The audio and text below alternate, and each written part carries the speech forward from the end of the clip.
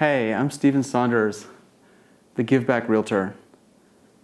So I'm going to talk to you a little bit today about the white paper that you're probably seeing this from. I wanted to provide some supporting videos to help get through the white paper because it might be a little dense for some of the readers, and I want to be sure that everybody can feel included. So here we go. Welcome to this series on the Community Giveback program. This is a truly unique approach to real estate that benefits our community. Now, in this series, we'll explore the program structure, funding sources, allocation of funds, and most importantly, the voting system, which will evolve over time. Now, by the end, you'll understand how this innovative program empowers the community members, like you, to shape the community's future. I'm going to provide links to these videos in the document that I'm referencing. Now, it should be easier to understand what's going on in the document if you have these videos. That's my hope anyway. So the paper, I've called it a white paper, but it's really just a detailed plan of the Community Giveback program. So in this video, we're going to be discussing the funding sources for the Community Giveback program and how those funds are allocated. Now, the primary source of funding comes from my commission, or the commission that the real estate team that I will have generates. A portion of every transaction, starting at 5% and going up to 50% of net income. Now, those funds are divided into different categories, such as client, 20%. That means that the client, when they transact, when they close a transaction, will be able to direct 20% of the amount devoted to the give back. The company will get 10%. The local community will get the vast majority of 45%. And we'll talk more about what that means later. The network, which is all the communities together, will get 10%, and 15% will be time released over a 10-year schedule. See the document for details about each of those categories.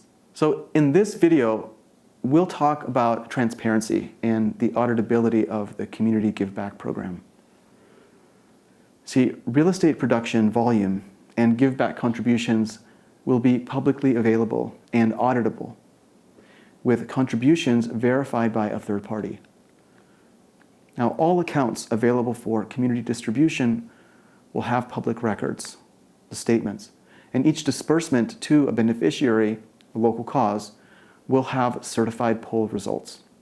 That means that funds are dispersed only when the community agrees for those causes. Now, in this video, we'll discuss the voting system, what that is in the Community Giveback program, and the concept of a decentralized autonomous organization. So a voting system will be developed to ensure transparency, decentralization, privacy, and trust with different phases of implementation. Now, if you have any questions about these terms, the back of the white paper has definitions for some of these terminology.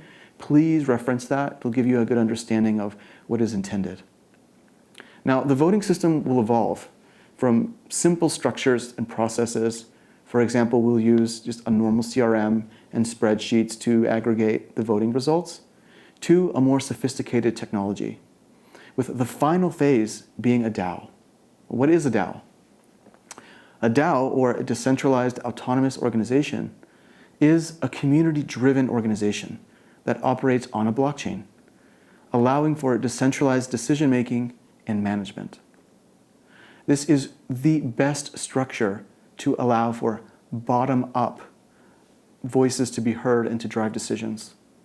So we're not going to be depending on a board or anything like that. Now, in this video, we talk about the rules of the voting system. So the idea behind voting rules is the more ways you participate in community, the louder your voice. So this is not necessarily going to be a one-to-one vote. Each stakeholder is a human with a single verified identity in the system. And each stakeholder or voter has equal power to propose uses of funds. Now, importantly, each stakeholder does not have equal weight in their vote. Each voter has voting power according to their roles in the communities, voting blocks, and organizations for which they are members. Now, these are the highlights, but be sure to review the full rules governing the voting system to understand how voting works, what limitations, and what powers exist for each stakeholder in their voting capacity. So the Giveback program is meant to improve the community by fostering community engagement and cooperation toward projects and initiatives that can unite us.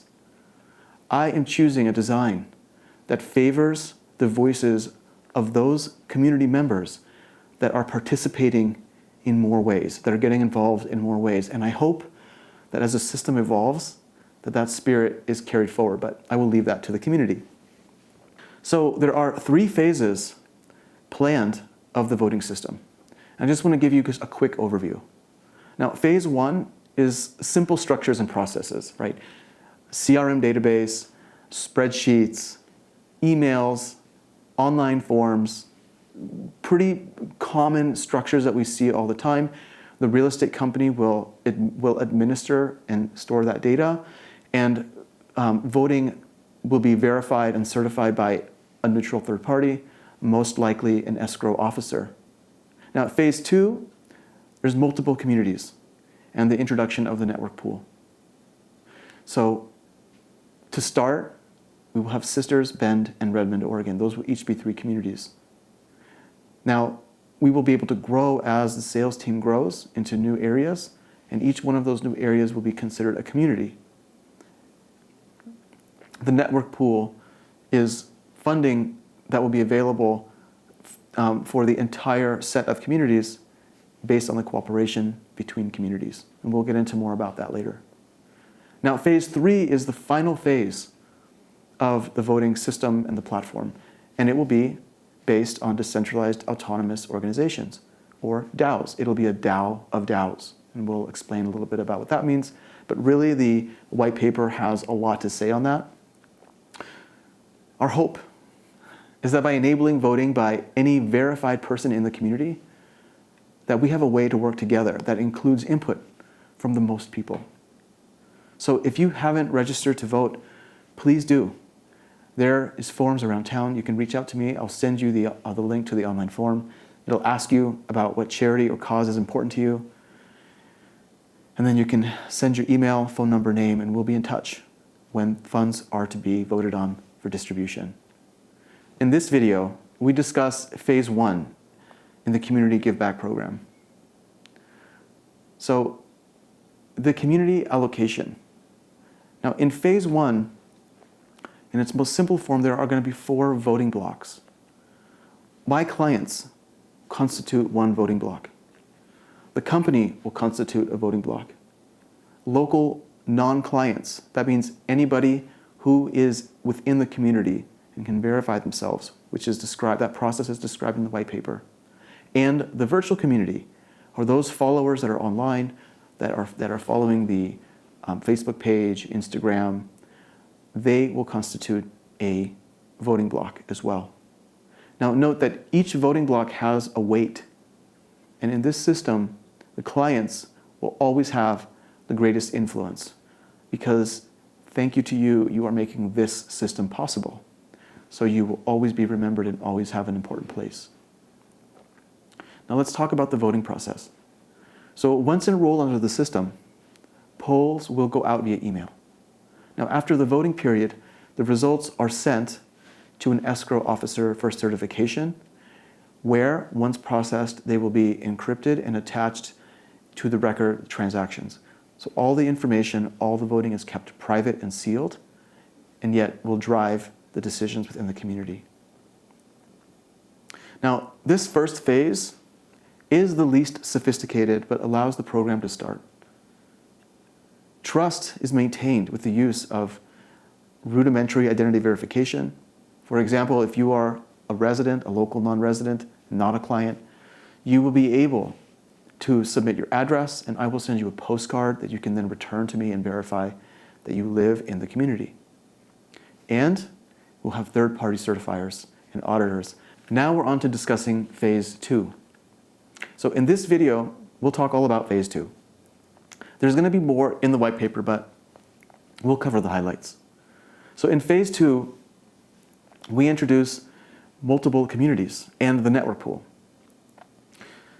See, the voting system is migrated now to a web portal in phase 2. So instead of needing to be kept in touch via email and postcards, voters will be able to log onto a website, propose and vote on issues in their community, and communities can vote on issues about the network. All of that will be done on a website. And enrolling can be done through there, although subject to verification by the company. Now, the voting process, let's talk a little bit about that. So enrollment into the system includes more robust identity verification. That is very important.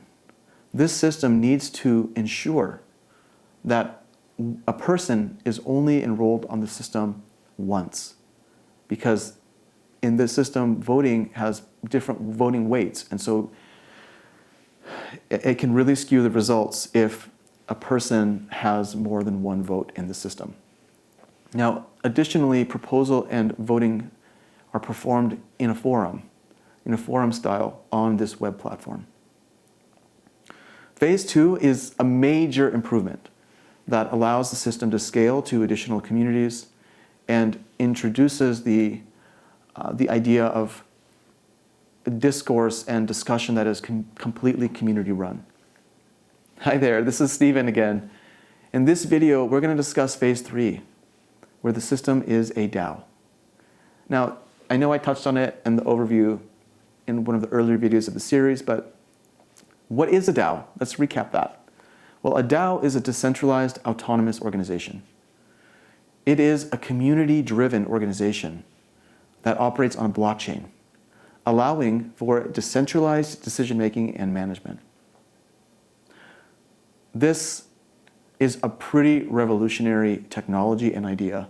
And again, I do encourage you to take a look to do your own research on what this means. But let's talk a little bit about the voting process and what that looks like within the context of a DAO of DAOs. So from a user standpoint, from voting and proposing, they're pretty much the same as in phase 2. The changes are really on the back end and on the ability to verify and audit the activity of the network. So the results are now going to be decentralized. That means the real estate company and the database won't be the single source of truth. We will defer that to a series of computers, decentralized, that will store copies of the ledger, and it eliminates the possibility that the results can be tampered with by any one party. It will ensure that actions like dispersing funds to causes can be automatically initiated based on poll results. So the actions of the system at all levels can be done programmatically. And like I said, DAOs are a really big topic, and they enable new organizational structures that powerfully propagate the will of the members through all levels of the organization. I'll give you an example. Within the DAO structure, let's say that we have charities.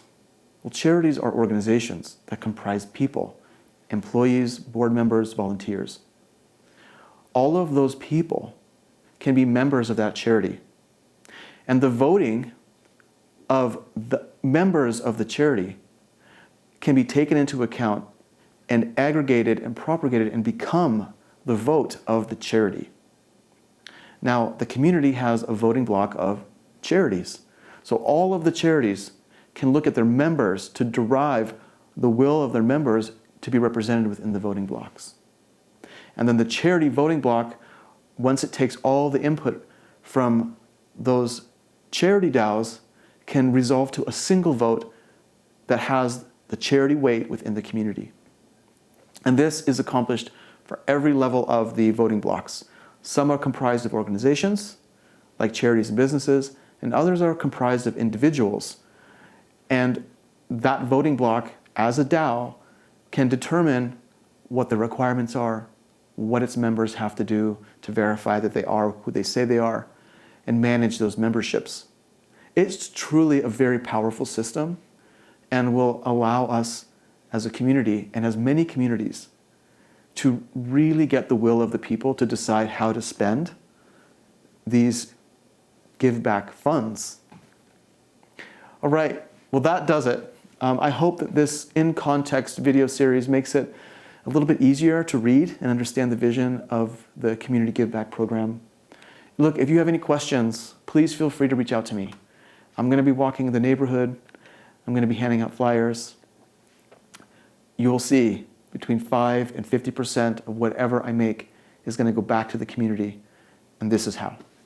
Please spread the word. Let's get everybody we can on this so that we truly have a picture, we truly have all the voices that are of the community and the virtual community participating to help make our area, our neighbors' lives, our community better.